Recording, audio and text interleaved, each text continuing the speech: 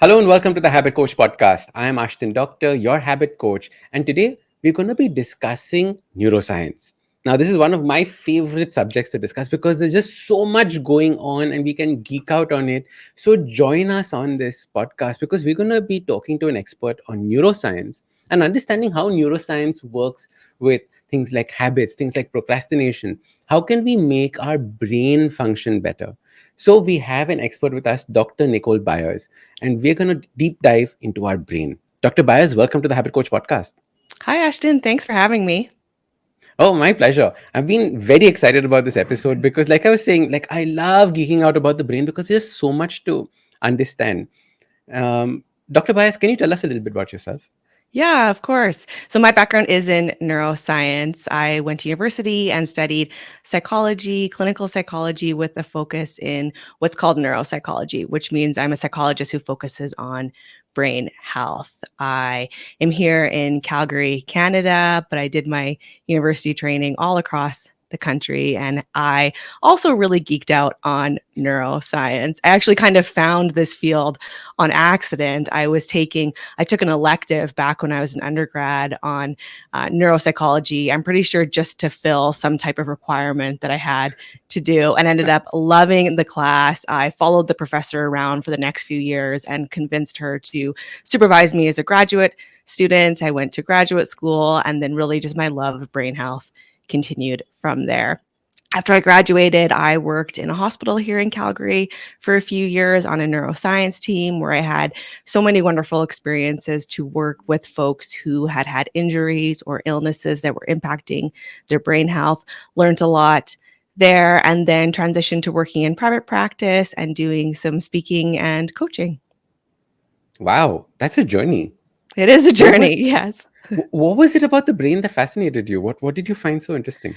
You know what it was? So that class that I mentioned that I took almost on accident, how the class worked was each lecture, the professor would share a story about a famous neuropsychology case where something had gone wrong with the All brain, where right. someone had Oh, wow.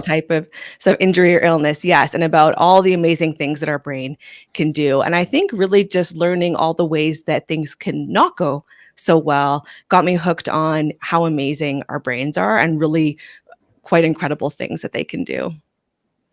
Is there something that you find really, really fascinating about the brain, like something that you love talking about and enjoy about the way that it was built and structured? Y- Yeah, so memory is what I really geek out on. That's what I did Okay. my graduate research on. My research was focused on dementia, conditions like Alzheimer's disease, and again, where things go wrong with our Right. memory. And why I love learning about memory is really quite complex. And we think of memory as just one thing, but it's not. There are so many components to our memory, so many different types of memory. And it really fascinates me just how that interacts to make our life easier or maybe sometimes a little bit more complicated when some of those memory systems can really impact how we form habits and routines and can impact our day to day.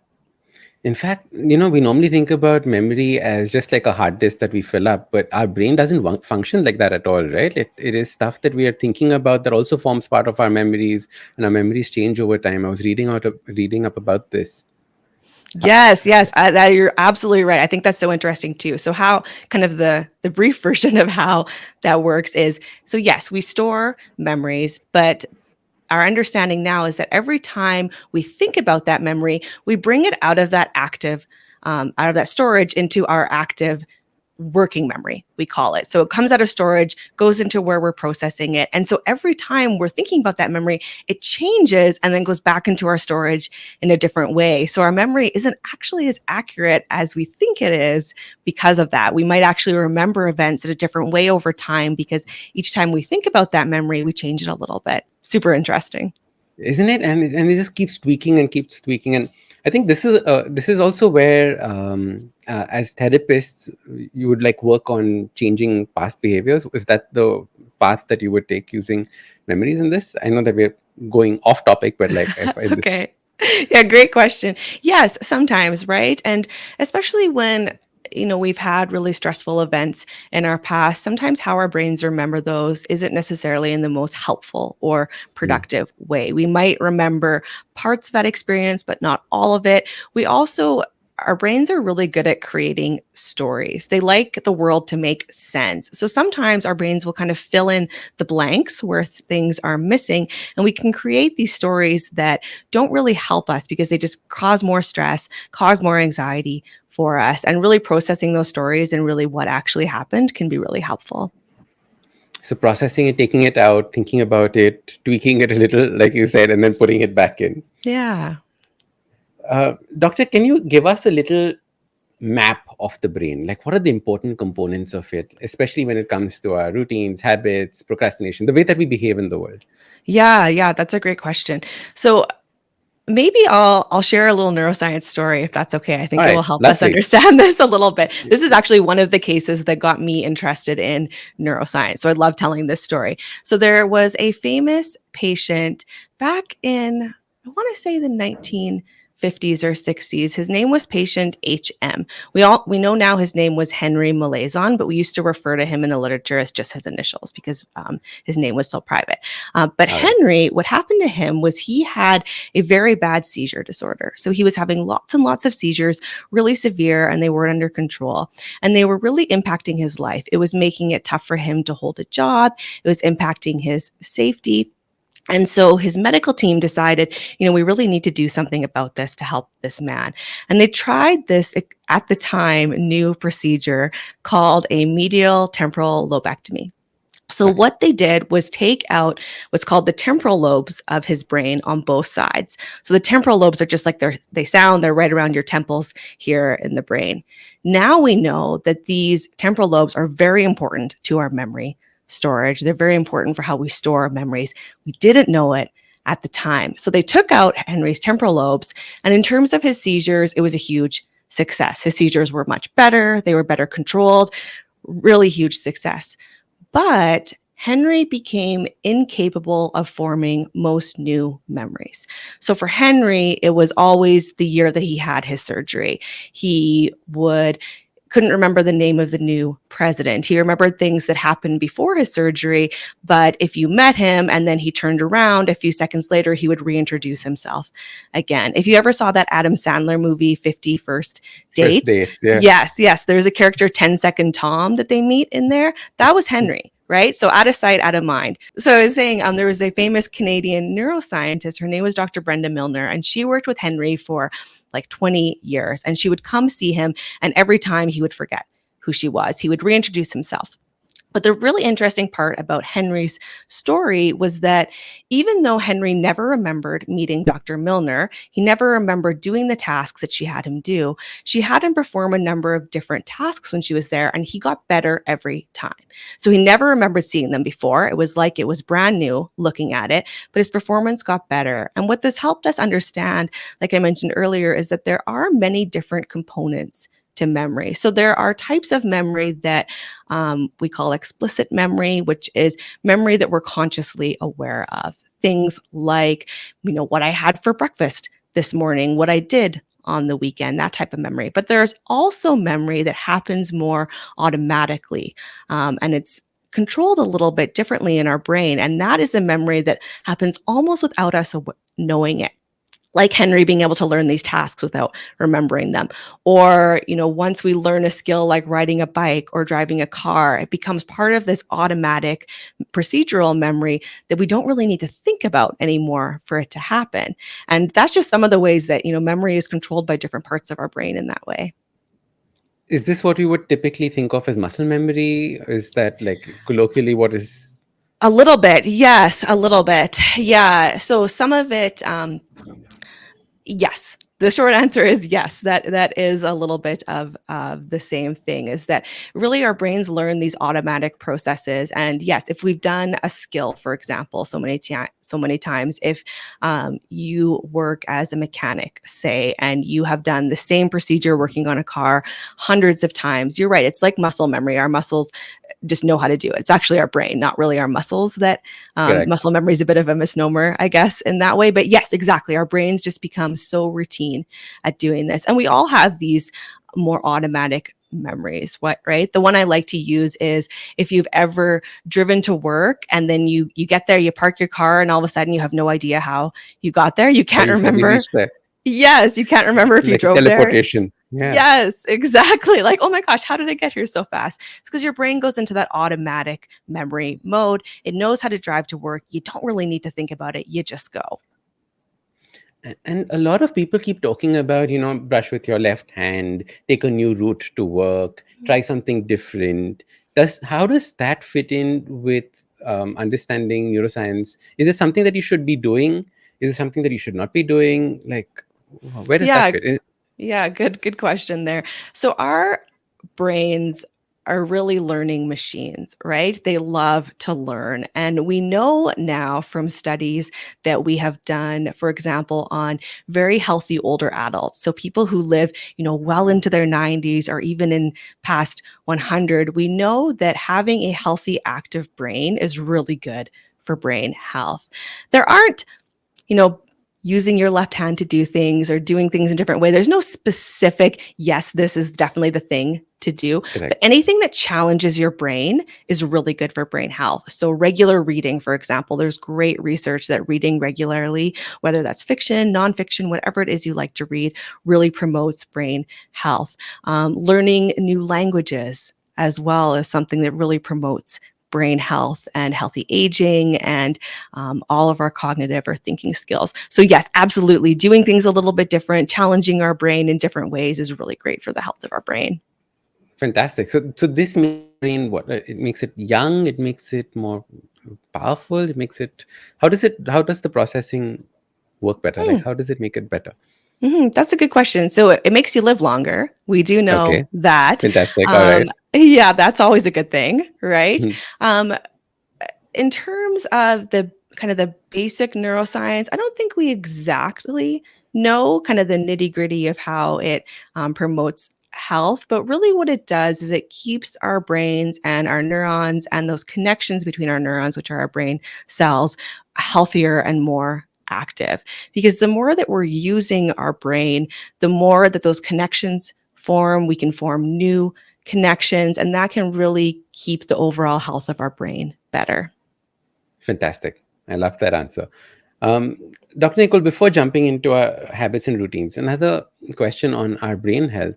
If there were like 5 things that you would tell our listeners to, do for a better functioning brain, because I've noticed that even when people were, a little bit more energetic, a little bit more aware of their mind, using their brain a little bit more, the way that they formed their habits was easier, right? The way that they showcased a little bit more discipline, or all those aspects was a little better. How can we take care of our brains? What are the things that we can start thinking of doing? Is food, exercise, like what are the things that we would possibly do? Yes, absolutely. So, really, anything that's good for your body is also good for your brain in that way. So, you're right. Regular daily physical activity, we know that that keeps our brains healthy. It reduces our risk of having a number of conditions that can impact our brain health, like it reduces our risk of stroke or heart disease or diabetes. And all of these things can impact our brain health. So, regular physical activity. It doesn't have to be running marathons All here. right. So, really, kind of that 20 to 30 minutes of moderate intensity activity is what we say for brain health a day. So, that's activity where, say, a brisk walk, where you can still carry on a conversation, but you're breathing a little bit heavier than normal, right? That's Understood. what we need to do. So So, it's not yes, necessarily regular. hardcore, go hard, go home. Not that kind of No, you activity. don't have to go that hard. If you like to, great, that's fantastic. But don't put so much pressure on yourself to be running marathons or picking up CrossFit or doing something like that. A brisk All walk right, every day is fantastic. is great for you as well. And another benefit, if you are going to do exercise regularly of the walking, is we know that going outside and getting fresh air and being around nature is also really good for our brain health. Not only the health of our brain, it's very good for our moods. It can help reduce stress, and all of those things can improve our overall brain health. So if you're going to go for a walk, go to a park where there's trees or an area where you can just be around a little bit of nature as well. L- Um, Lovely. Sleep, I would say, would be another key for brain health. Sleep is actually when a lot of our new memories are consolidated or formed. So if we're not getting enough sleep, it can be tough to remember what you're doing day to day. It makes our brains a lot less efficient as well when they're sleep deprived. They're not as good at problem solving. They're not as good at focusing. I know for me, if I've had a bad night's sleep, I start to stumble over my words. I can't think as clearly, and I'm like, "What's that thing I was trying to think of again?" So really getting a good night's sleep is also something that can be really helpful for brain health. Food-wise, anything that is good for our brain that we can think of? Yeah. So in terms of diets, really the only diet that we have any real evidence for in terms of brain health is more of the Mediterranean Okay. diet, which is heavy in, in fish oils, in fruits, in vegetables. Eating a healthy, balanced diet is going to be the best for brain health. There's not, unless you're deficient in something, which most of us as healthy adults are not, there aren't really things that you have to add in, but, avoiding things that aren't so great for our body health, keeping junk food and snacks and alcohol in moderation are all great ideas as well. So junk food, alcohol, keep it in moderation. Yeah. Stick to the stuff that's good for our body. That is Yes, the stuff that you're saying is also good for our brain health. So don't that's right. don't not to overthink it. Although, as I say that, there was one research study I read a while ago.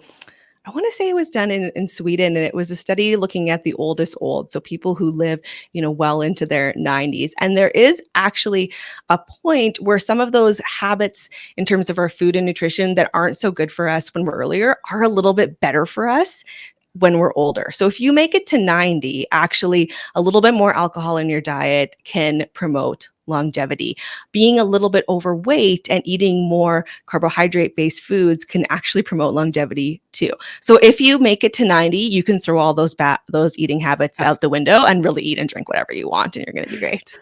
I love that. All right. So you have to you have to survive till 90. All right, guys. So like don't think that I'm gonna survive till 90 and then party. Yep. Absolutely.